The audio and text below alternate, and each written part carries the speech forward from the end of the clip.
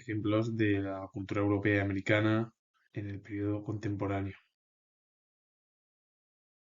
Rodolfo Wilcock fue escritor italiano de origen argentino, se instaló en Roma en 1958, empezó publicando en español diversos poemarios y tuvo influencia de, de grandes escritores tanto de Europa como de eh, Iberoamérica, entre ellos Kafka y Jorge Luis Borges. Y la obra es Lugares Comunes de 1961. Un hombre al final que pues, era italiano, pero su familia era argentina. Juan José Saer fue narrador y poeta argentino, cuya extensa y rica obra permaneció al margen de las vanguardias, pero al que se situó, sin embargo, como un innovador de la ficción contemporánea. En su singular estilo consiguió una fusión de lo local y lo universal. La obra es La Vuelta Completa de 1966. Otro escritor también en Hispanoamérica fue Guillermo Juan, que fue poeta argentino, integrante del movimiento ultraísta, colaboró en la fundación de la revista Mural Prisma en 1922. También colaboró en las revistas Proa y Martín Fierro y en los años 30 escribió bajo el seudónimo en el suplemento de Crística que dirigía su primo Jorge Luis Borges. Dos escritores que dejaron huella no solo en Argentina, sino en toda la literatura hispanoamericana o iberoamericana. Eduardo González Lanuza fue escritor argentino de origen español. En 1909 se trasladó con sus padres a Buenos Aires, donde la familia fijó residencia allí, y el propio González Lanuza estudió estudios de química industrial. Fundó con Borges la revista Prisma en 1925, impulsora de la vanguardia argentina y colaboró en otras revistas, Proa y Martín Fierro, y en sus inicios poéticos su influencia literaria estaba cercana al ultraísmo, ese ámbito de las vanguardias, de los ismos, aunque con posterioridad ya cambió y se orientó más hacia una poesía de formas clásicas. Fue autor de también ensayos y una de las obras es Prismas de 1924. Hay que decir que González Lanuza, bueno, pues tuvo la influencia de las vanguardias, que él cambió más a la forma clásica de la poesía. Héctor Balsadúa fue pintor y escenógrafo argentino, realizó sus primeros estudios de la pintura en la Academia de Bolognini y posteriormente en la Academia Nacional de Bellas Artes. En 1923 obtuvo en esta última el título de profesor de dibujo. Poco después, la provincia de Buenos Aires le concedió una beca que le permitió viajar por Europa o hacia Europa para completar ya su formación. Durante su viaje europeo entró en contacto con los maestros de la Escuela de París. En la capital francesa fue discípulo de uno de los pintores también importantes, Charles Guérin, la Academia Colarossi.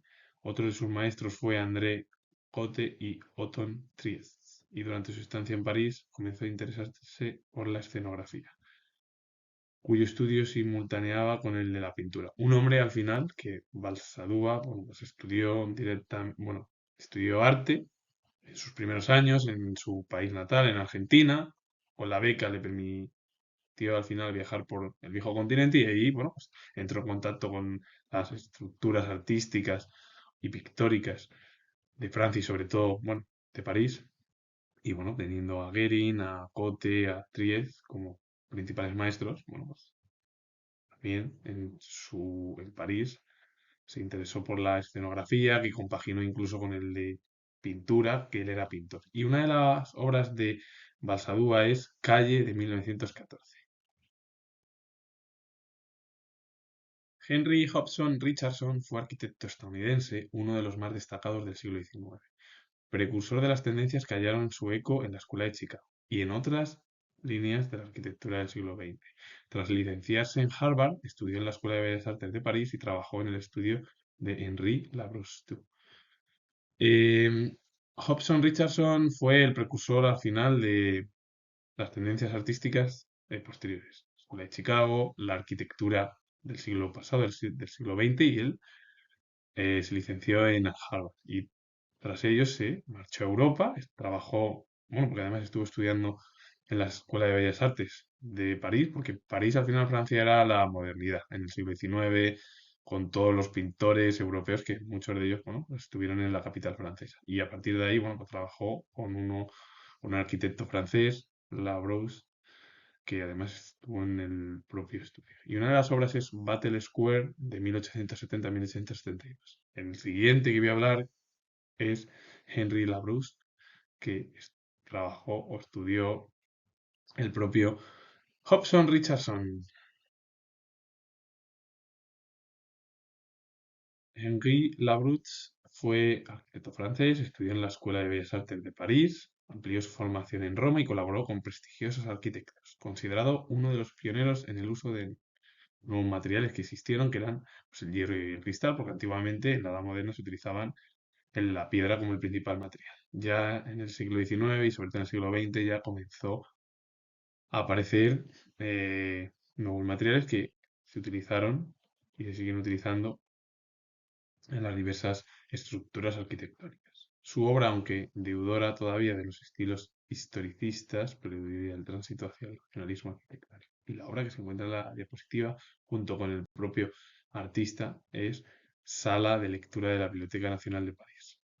Un hombre que dejó huella al final en ese racionalismo arquitectónico y sobre todo en Francia. Y que todo ello se trasladó al Europa. Todo lo que he hablado anteriormente he hablado de artistas, escritores, arquitectos en Estados Unidos, en Francia, en Hispanoamérica. Este ejemplo es un historiador. Siegfried Giedion fue historiador del arte suizo, influido por Bauhaus y por Le Corbusier, que fueron importantes arquitectos contemporáneos. Sus opiniones produjeron un importante impacto en la nueva generación de arquitectos estadounidenses. En sus obras, los diferentes aspectos de la arquitectura moderna fueron vistos en relación al desarrollo histórico de las formas y bueno, uno de los libros más universalmente difundidos por el propio eh, historiador del arte fue Espacio, Tiempo, Arquitectura de 1941. Un hombre que, bueno, pues incluso dejó influencia en la nueva generación de Estados Unidos en la arquitectura. Es decir, un hombre además que tuvo opinión y que su opinión era de las más importantes para las generaciones del Nuevo Mundo en el arte. Todos los que hablaba eran hombres. Y he puesto un ejemplo de una mujer importantísima en el ámbito de la literatura o del arte hispanoamericana en Argentina. Silvina Bullrich fue escritora argentina, considerada una de las mejores representantes de la narrativa bonaerense contemporánea. Periodista también, profesora de literatura francesa en la Universidad Nacional de La Plata.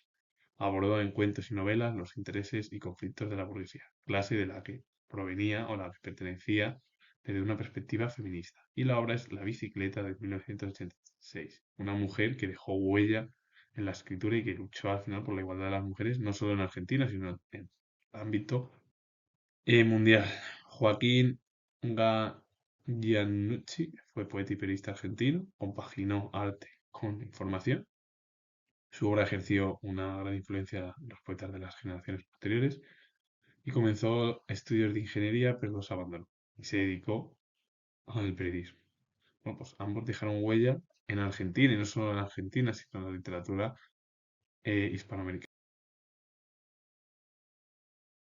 Francisco Toledo fue artista polifacético mexicano, considerado el más importante destacado de su país.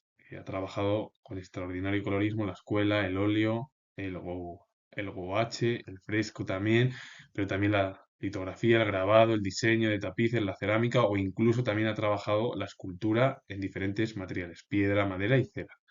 Buscó siempre renovar formas y técnicas, hombre comprometido al final con sus propios orígenes indígenas y fue uno de los más destacados y promotores de la propia defensa del patrimonio artístico de su estado, que fue el estado de Oaxaca, pero un hombre además comprometido con la propia cultura de su país y también, aparte de México, con la cultura iberoamericana o hispanoamericana. La obra que se encuentra en la diapositiva es Visita al Penal de 2002. Alberto Hidalgo fue poeta peruano. Él destacó como poeta de vanguardia y colaboró con Huidobro y Borges en una de las obras que fue índice de la nueva poesía americana de 1926. Con ello finalizo. Comento que soy historiador y si os gusta este vídeo relacionado con la cultura europea, con varios ejemplos, y también la americana e incluso bueno, sí, la americana, con Estados Unidos y todo el ámbito hispanoamericano, pues darle a like, suscribiros, comentar y vuelvo a repetir que soy historiador y nos vemos en el próximo vídeo.